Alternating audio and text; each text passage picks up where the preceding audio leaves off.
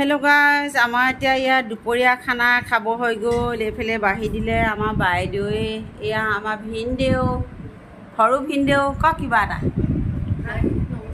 অঁ নকৃষ্ণ। এইফালে আমাৰ বোৱাৰী ভতিজা, এইফালে আমাৰ জাৰ, আৰু এইফালে আছে এগৰাকী অহাই নাই, বাঢ়ি থৈছে। আমাৰ বাইদেৱে আনিছে এতিয়া খাবৰ কাৰণে।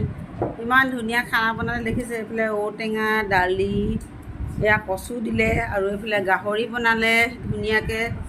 এইফালে মাছৰ পেটু জলকীয়া দি ধুনীয়াকৈ বনাইছে, আৰু এইফালে আমৰ আচাৰ ইমান ধুনীয়া, আৰু এইফালে মাছ আৰু বগা সৰিয়হ দি এয়া ধুনীয়াকৈ বনালে দেখিছে। ইমান ধুনীয়া খানা।